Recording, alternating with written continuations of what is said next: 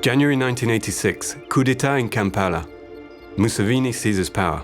In the north of the country, rebellion is growing and takes to arms. It is the start of a civil war between government forces and the rebels of Joseph Kony Lord's resistance army that will last for more than 20 years. A devastating toll on human lives, 100,000 civilians killed, 1.5 million displaced persons crammed into camps, 25,000 children coerced into joining the LRA ranks. 8 years after the end of hostilities, the horrors of war are still indelibly engraved in the common memory. Karmati kam, kwama no tek. Ene nek magi berga nek dano. Adwi donyo nek dano. Ma an gi nek la mera, la tipa la mera. Ki wan wiye ot. When you try to escape, you are shot by gun, and others, people who try to escape, have abducted and cut them with the panga and picked them through in the fire because all over the camp were put on fire. Me, myself, I lost my dear children and my brother, 3 of them. That is the loved one. My daughter of 10 years was abducted. My brother, who was a teacher in a secondary school, was also abducted. People are still calling me the father of the rebel because I'm still missing my people.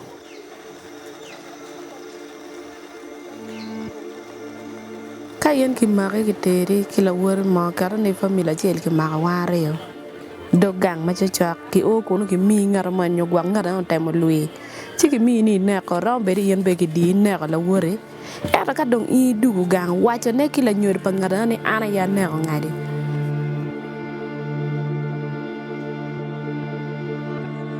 aka enna me maha umegi na ko enna me maho wanu maha wana ngwe aka ngar kielung to bunne ko koy kunu yo ken ni po duogo ina na duogo ana tikena ame monu beru gino trek ame mu tuye ko ame kai apo ye yunga chen miu wit beberu ticha ber pale chamo.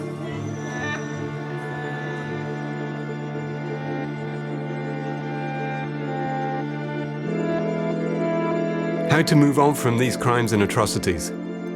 How can the expectations of victims seeking truth and compensation be met? In Uganda, these questions are still being fiercely debated. In 2008, 3 years after 5 arrest warrants were issued by the International Crime Court in The Hague, the Ugandan government created the International Crime Division. Its mandate was clear: to prosecute those guilty of international crimes, but this time to do it in Uganda. Would this put an end to impunity and bring justice and accountability? The creation of the Crime Division raised many hopes soon to be dashed. Why? Because of an amnesty law voted in 2000 which has since pardoned some 26,000 combatants, including those responsible for the most serious crimes. There are those who committed serious crimes which deserve to give accountability. But now the amnesty law has not segregated anybody. The amnesty was made blanket without minding about the serious nature of crimes. So in a way, amnesty is seen as a way of blocking or denying victims who need justice.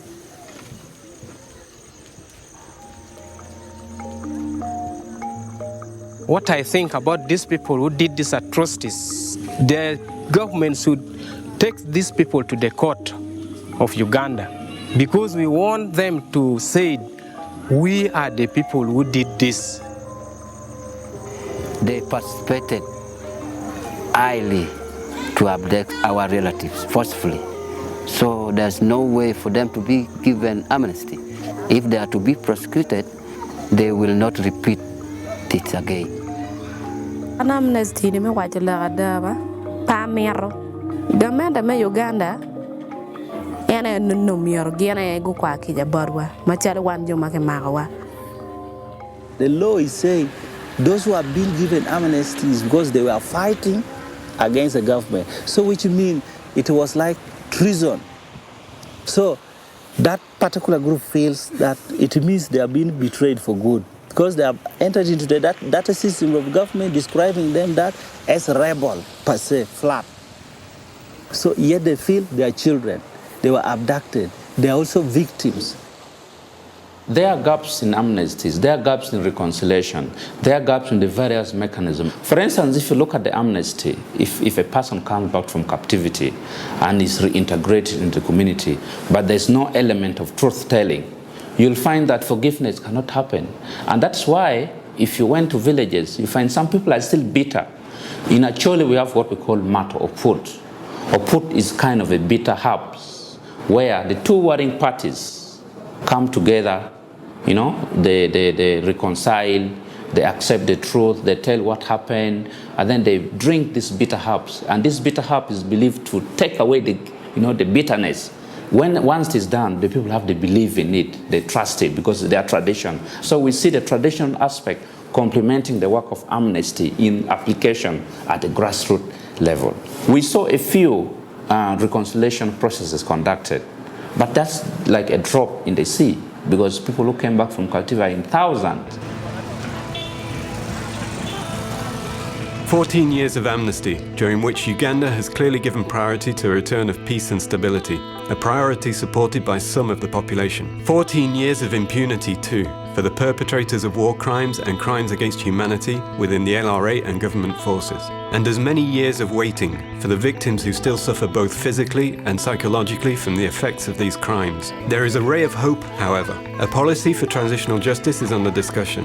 It would establish conditional amnesty, legal proceedings for the most serious cases, compensation for victims, truth and reconciliation. An ambitious and comprehensive arsenal. Has the time finally come to break the cycle of violence and impunity in Uganda? In the case of Uganda, it cannot be overemphasized that it is the appropriate timing for justice. The guns have been silent for a number of years now. Those who are living in internally displaced camps have gone back to their respective homes, and increasingly, many of them are demanding for justice. The person who come and tell me I'm the one who killed your son, I would forgive him. If the government also to put in place that we fail to manage to cater for you by the time you were in the camp, that we can feel comfortable. The way amnesty was discussed, the law developed, it left out victim completely. Absolutely, to have complete amnesties. Okay, there's amnesty, so let's go and do what we want.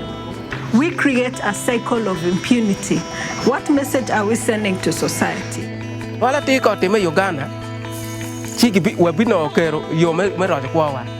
When the process of the justice is going, also the process of compensation would be in place.